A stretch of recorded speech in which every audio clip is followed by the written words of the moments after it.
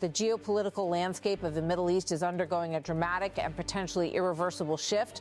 What began as a military confrontation has now expanded into a broader ideological and strategic challenge, one that questions decades of security architecture in the Gulf. At the center of this transformation stands Iran, which has issued a stark and provocative message to Gulf nations: reassess your alliances, reconsider your dependencies, and prepare for a new regional order, one without the United States. This message is not emerging in isolation. It comes amid an escalating regional war involving Iran, the United States, and Israel, with Gulf states increasingly drawn into the conflict, sometimes unwillingly. The current crisis traces back to late February 2026, when coordinated U.S.-Israeli strikes targeted Iranian military and nuclear infrastructure. The offensive marked the beginning of what is now widely referred to as the 2026 Iran War, a conflict that has since expanded across multiple countries and domains. Iran responded swiftly and forcefully. It launched missile and drone attacks targeting U.S. military bases across the Gulf, including facilities in Qatar, Bahrain, Kuwait, and the United Arab Emirates. These strikes were not symbolic.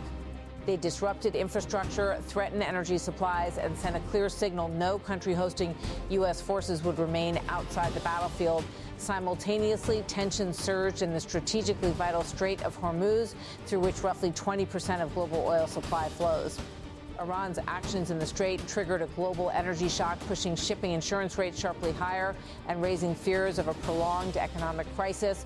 Recent reporting confirms the situation is deteriorating further.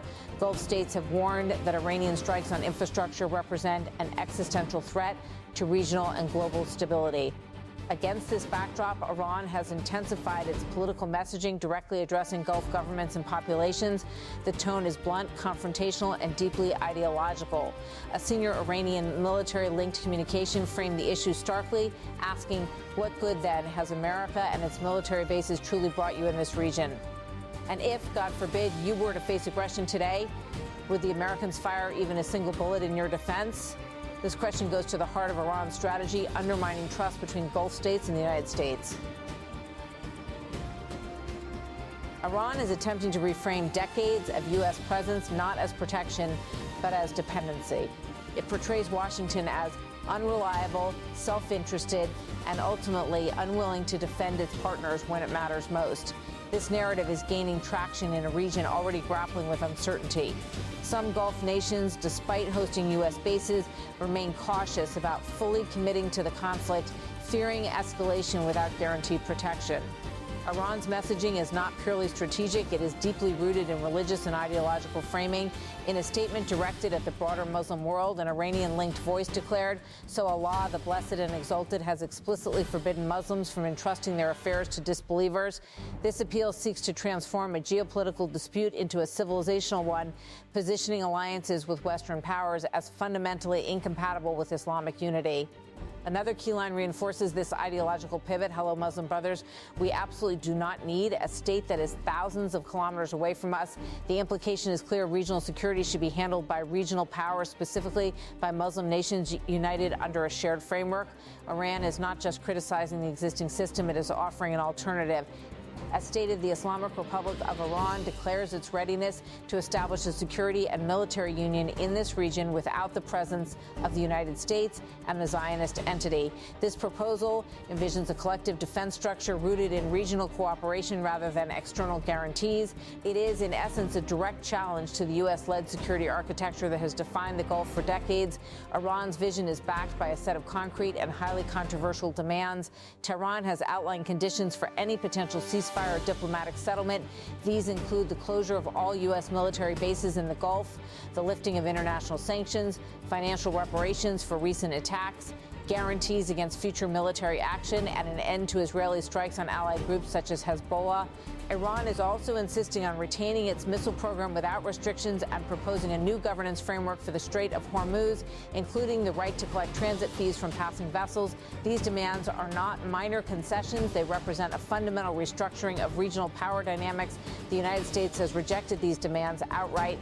Officials have described them as unrealistic and unacceptable, signaling that negotiations face significant obstacles. At the same time, Washington is increasing its military presence in the region, preparing for the possibility of further escalation.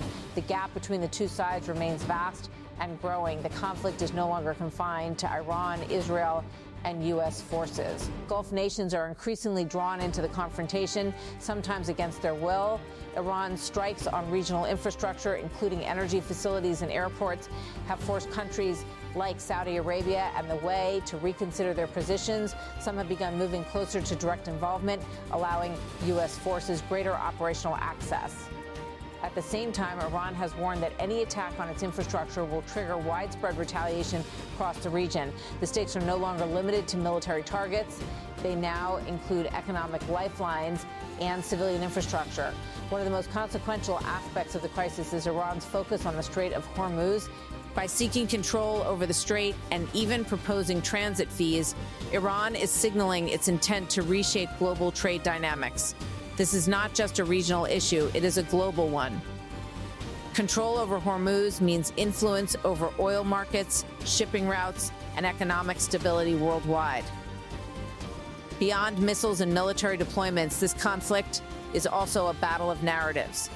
Iran is positioning itself as the defender of the Islamic world, claiming moral and ideological leadership. As one statement put it, Iran has always been at the forefront defending the Islamic nation against unjust aggression. At the same time, it is attempting to redefine the role of the United States from protector to exploiter. We do not need a state that views Islamic countries as merely a milking cow. This framing resonates with long-standing grievances in the region, even as many governments remain aligned with Washington. Despite Iran's rhetoric, the situation on the ground is far more complex. Gulf states have not embraced Iran's vision. In fact, many are increasingly alarmed by its actions.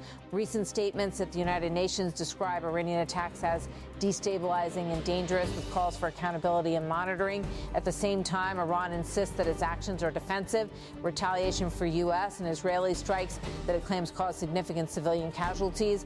What is unfolding now may represent a historic turning point.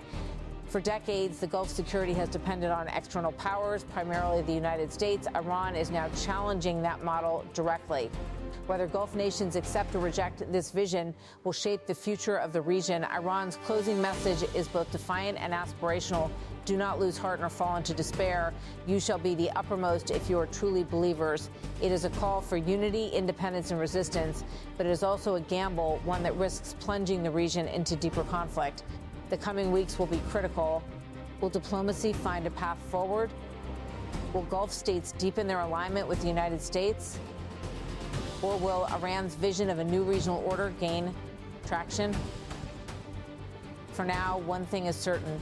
The Middle East is entering a new phase, one where old alliances are questioned, new ones are proposed, and the balance of power hangs in the balance. And in this rapidly changing landscape, every decision carries consequences far beyond the region itself.